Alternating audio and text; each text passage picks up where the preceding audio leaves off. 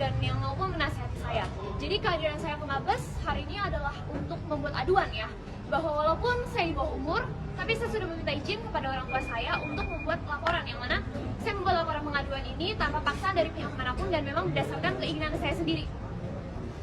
Laporan pengaduan yang saya buat ini adalah terhadap dugaan pencemaran nama baik dan fitnah yang dilakukan oleh Bapak Hotman Paris, pengacara senior, terhadap saya melalui Instagramnya maupun secara tertulis ataupun yang dia buat dengan dia membuat video. Dimana dengan di pernyataannya dia mengatakan bahwa saya dipakai.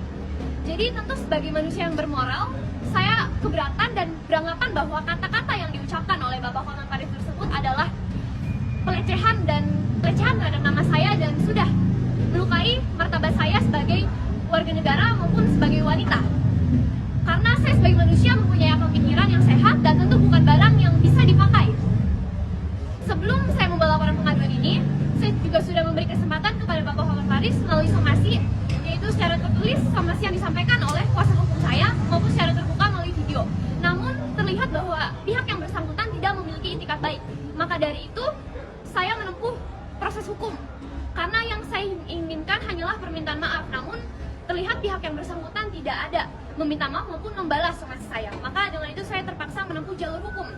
Dan saya akan menggunakan momen ini untuk melihat apakah aduan yang saya laporkan ini akan sama cepat prosesnya seperti aduan yang ayah saya dilaporkan. Karena tadi sebenarnya pada saat kita mau bikin laporan polisi, memang kita ditolak. Ya, dari petugas rekam sana menolak laporannya. Pertama-tama awalnya mereka bilang butuh transkrip. Padahal waktu itu ayah saya sendiri ketika dilaporkan oleh kejaksaan itu malah ada yang BAP duluan baru bikin laporan. Jadi malah yang harus bikin transkrip adalah ayah saya, padahal dia yang dilaporkan. Tapi ya udah, kita diminta transkrip, kita berikan. Tapi setelah itu dari petugas Rekom putar-putar kita lagi dan malah bilang bahwa ditolak laporannya karena tidak masuk dalam unsur pidana, di mana ada dari SKB surat keputusan bersama. Mereka bilang bahwa Bapak pengacara yang saya laporkan itu saya nggak bisa bikin laporan polisi terhadap dia karena katanya dia tidak menyebut identitas nama lengkap saya, tidak menyebut Victoria Lim, yang disebut hanyalah Putri Alvin Lim, karena memang di sini dibilang korban sebagai pelapor harus orang perseorangan dengan identitas spesifik, dan mereka bilang bahwa menurut pemahaman mereka identitas spesifik itu harus nama lengkap. Padahal ketika ayah saya menyebut kejaksaan sebagai sarang mafia, dia tidak menyebutkan identitas lengkap, tapi bisa loh sama kasusnya ITE juga bisa bikin laporan polisi. Padahal di sini memang udah dibilang juga nggak boleh kalau misalnya polisi. Kenapa saat saya yang dicemarkan namanya membuat laporan polisi dipersulit? Karena bahkan dari WA-nya Kapolri, pimpinan tertinggi dari Kapolri ini juga sudah bilang Polri tidak bisa menolak laporan polisi. Ini ada WA-nya waktu itu ketika salah satu orang kantor ayah saya menanyakan kepada Kapolri kok bisa laporan polisi itu terbuat. Di sini bilang Polri tidak bisa menolak laporan polisi. Tapi tadi nyatanya saya melihat bahwa tidak ada equality before the law karena perlakuannya berbeda. Kok saya membuat laporan polisi tapi dipersulit? Tapi tadi untungnya memang ada komisaris besar Pak Doni dari Yanmas yang memang membantu dan mengarahkan kami untuk membuat aduan masyarakat aja. Tapi memang kita, ya saya yang sudah punya pengacara aja dipersulit. Gimana nanti orang-orang lain, rakyat-rakyat yang di bawah yang nggak mampu untuk ada pengacara, gimana mereka? Kasihan ini masyarakat. Ya, saya meminta kepada Bapak Kapolri tolong dibenahi ini hukumnya. Tidak berjalan sesuai dengan aturan hukum yang berlaku. Apakah anak buah dari Bapak Kapolri memiliki bintang yang lebih banyak? Ini sudah ada loh WA-nya sendiri, kata-katanya, tapi terlihat ini hanyalah kata-kata dan tidak ada tindakannya atau buktinya. Tadi kami melapor, ditolak laporan polisi sehingga akhirnya kami harus membuat dumas. Ini di sini. Ini dumas yang dibuat. Ya.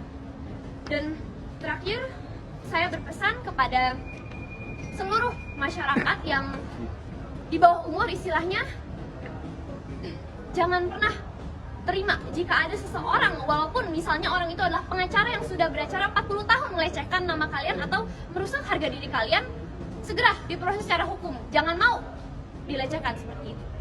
Dan terakhir, saya ingin meminta kepastian hukum dari Pak Kapolri, karena Bapak Kapolri ini sudah bilang kalau misalnya kita masyarakat melapor itu nggak boleh ditolak. Pengacara itu mengatakan bahwa saya itu dipakai, dimanfaatkan, lalu diajarin Dan ya padahal memang saya bergerak sesuai keinginan saya sendiri, nggak ada yang mengajari saya, dan dia tidak bisa membuktikan bahwa ada orang yang memakai saya atau tidak. Jadi itulah ya menurut saya fitnahan dan hinaan dari bapak pengacara tersebut. Pengacaranya itu lisan atau sosial media atau gimana? Di sosial media, di Instagram ada dia membuat video, dia bilang putrinya Alvin Lim mulailah dipakai, dan ada juga di tulisan dibilang diajarin, terus dimanfaatkan, jadi untuk menarik simpati publik. Maksudnya dipakai kalau menurut Mbak seperti apa maksudnya? Ya saya juga sendiri agak, ya memang kata itu menurut saya sendiri berkonotasi negatif ya, karena dia tidak bilang dipakai oleh siapa, dia hanya bilang karena ada putusan PK makanya putrinya Alvin Lim itu mulailah dipakai. Jadi tidak jelas juga maksudnya dipakai oleh ayah saya ataupun pihak-pihak mana lain yang memakai saya sendiri. Tapi ya saya lihat itu sangat berkonotasi negatif dan mengarah ke eksploitasi. Jadi makanya saya ingin melaporkan terhadap dugaan pencemaran nama baik dan fitnah. Tapi laporan itu ditolak oleh kepolisian. Jadi saya ingin meminta kepolisian untuk membenahi hukum karena tidak sesuai dengan aturan yang berlaku. Tadi kita juga diputar-putar, dibilang unsur pidananya nggak terpenuhi, padahal terpenuhi atau tidak menurut KUHAP itu setelah saat proses lidik. Jadi harusnya menerima laporan ya saat proses lidik baru memenuhi unsur pidana, atau nggak, kalau memenuhi ya lanjut ke proses lidik. Tapi tadi langsung pada saat itu nggak memenuhi unsur pidana dan laporan polisi kita ditolak. Sejauh ini hubungan ayah dengan si pengacara itu bagaimana? Dari awal ya saya dan keluarga maupun ayah saya maupun ibu sama saya nggak pernah ada masalah ataupun menyebut-nyebut ataupun berantem atau masalah dengan bapak pengacara tersebut. Saya tidak tahu legal standing dia apa, apakah dia sebagai pelapor ataukah dia kuasa hukum dari Kapolri dan menyebut-nyebut ayah saya adalah penjahat dan mengatakan bahwa saya dipakai. Saya nggak tahu legal standingnya apa dan kepentingan dia apa. Jadi makanya dari itu saya melaporkan. Artinya memang hubungan itu di awal memang tidak baik ada. Ya? Bukan tidak baik, namun tidak ada. Tidak ada hubungan apa-apa. Saya gitu. nggak pernah menyatut nama dia atau jadi ya istilahnya nggak kenal. Mungkin bisa dijelaskan juga pemicu dari si pengacara itu menyebut bahwa Cat bisa dipakai apa kira-kira pemicunya gitu menurut Cat? Saya ya mungkin dia iri terhadap ayah saya atau mungkin dia ya saya juga sendiri nggak tahu sebenarnya yang memicu dia apa, karena dia nggak ada legal standing dan istilahnya dia siapa dalam kasus ini, karena kan dia bilang saya dipakai itu karena yang video saya menantang Bapak Kapolri itu kan terkait kasus ITE ayah saya, karena saya lihat banyak proses yang nggak sesuai, makanya ya saya buat video itu agar bisa membahas secara terbuka. Tapi dia malah bilang saya dipakai, padahal saya lagi mencari keadilan. Kalaupun Bapak pengacara itu tidak suka terhadap apa yang saya lakukan, ya sebaiknya diam saja kalau dia tidak mengerti duduk perkaranya.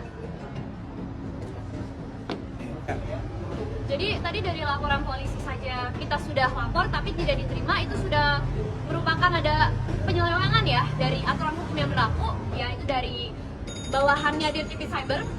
Namun tadi memang ada polisi baik, yaitu dari Kombes, dari Yanmas, Kombes Padoni, yang memang bilang dia akan mengawal kasus ini agar sampai ke proses penyelidikan.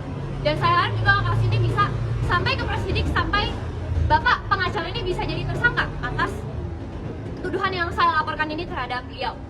Jadi saya berharap dari kepolisian akan ada tetap lurus dan presisi berkeadilan seperti janji yang dikatakan oleh Bapak Kapolri sendiri. Jangan biarkan anak buahnya ini merusak citra dari Polri sendiri. Oke, cukup ya. Thank you. Saya diberitahukan bahwa hari ini akan ada